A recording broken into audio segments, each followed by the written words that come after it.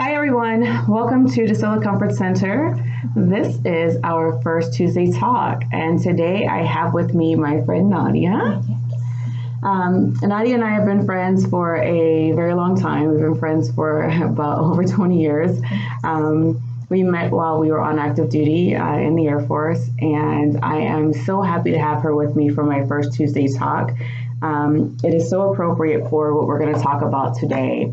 We're talking about the roles that we have, identifying the roles that we have in our relationships and why those are important to identify that as we understand how we provide support in each other's lives, and how we see those roles and making sure that we are providing support, and when that support becomes how to identify when that support becomes controlling the ones we love.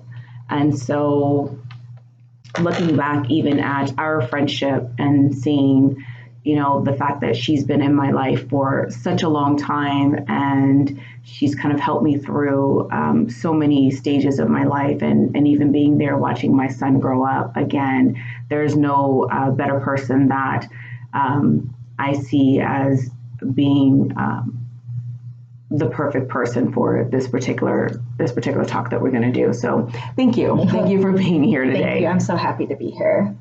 So we have been kind of talking around this conversation for the last couple of days, actually, through some drives that we've had in the vehicle.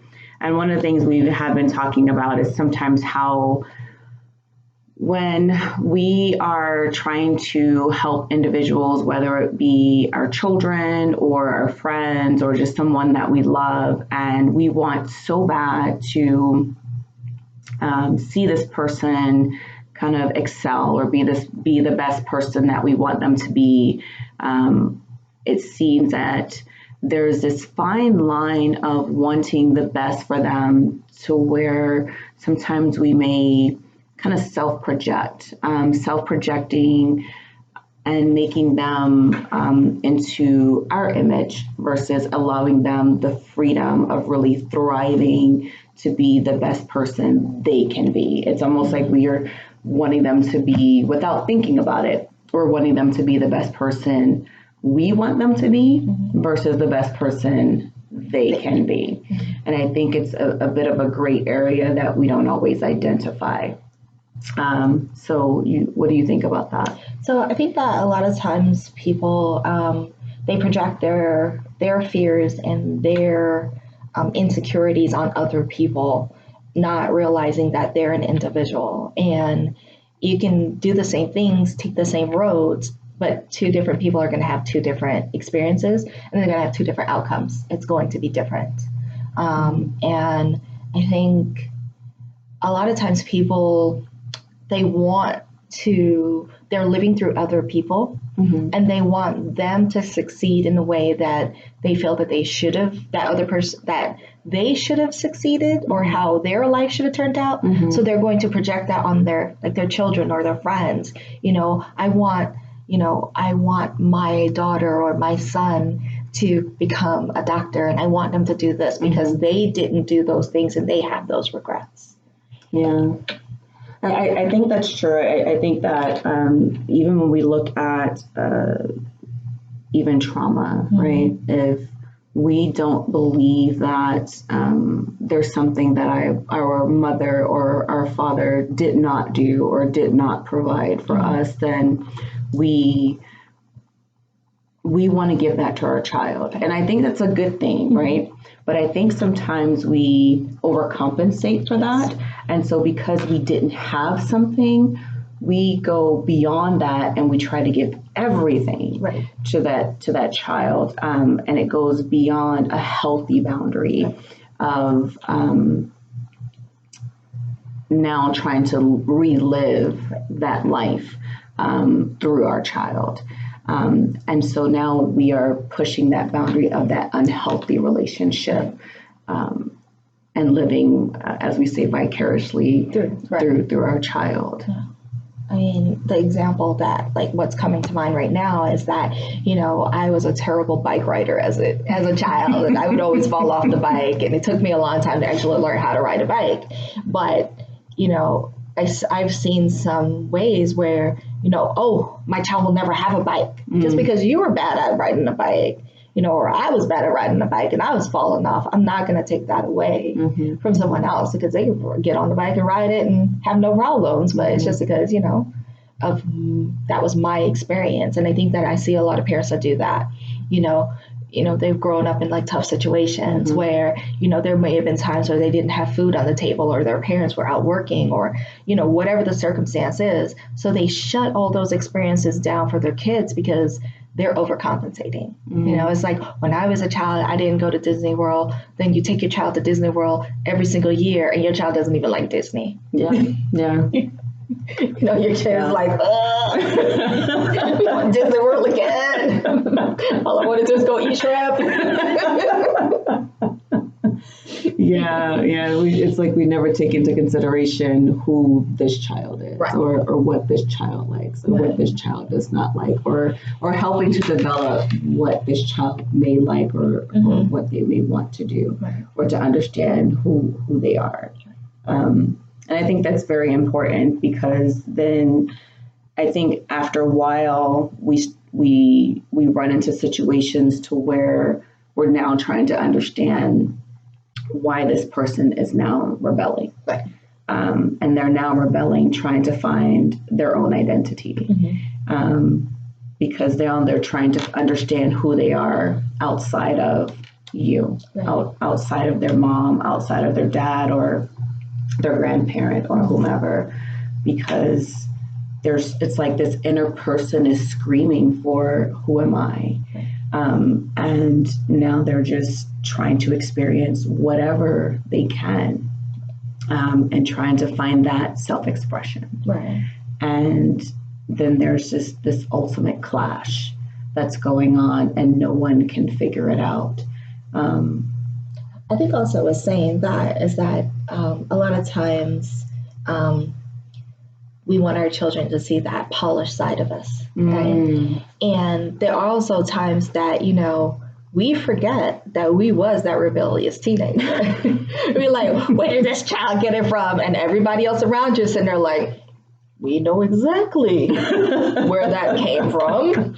But, you're not going to say that, and I think it's important also to have the communication, that open communication with your child when, you're telling them about things or guiding them, that it needs to be an open communication. So in my instance, I was a mother of a teenage daughter. And I know that my mother did not want me to become a teenage daughter, but how I would have handled our relationship a little bit differently is that I would have sat down and discussed it, had that frank, open discussion of these are the challenges that I faced. These are the things I don't want those things for you. And this is the reason why. I think a lot of times there's a lack of honesty, openness, transparency, and an explanation. Because yes, action speaks loud, action speaks, but there are times that you have to sit down and clarify, because we have to remember that, especially when we're talking to children, it's their perception of the world, and it may not be, it's their perception, and you think about your how you perceive things and things that you thought when you were a young kid, and somebody had to like sit down and say, no, that's not how that works, and I can think of just several examples of that. And I think that giving your children space to make those mistakes and let them know that, you can make mistakes. I'm here for you. I understand, but letting them grow and, and also saying, oh, I know exactly where you get that from. You think, you think I didn't do X, Y, and Z when I was younger, but not in anger, but in a place where it's more, it's more open. It's a safe space. It's a safe conversation to have. It's an open and vulnerable and transparent space. I will say that my son and I have had those conversations. And I will say my son shares, and he shares within what he's comfortable sharing. But by the same token, I share. There are things that, I've done in my past, and, there are things that, I may not do now, but I am not ashamed to share with my son things that I've done. And I don't believe that telling him those things that I have done condones what he does.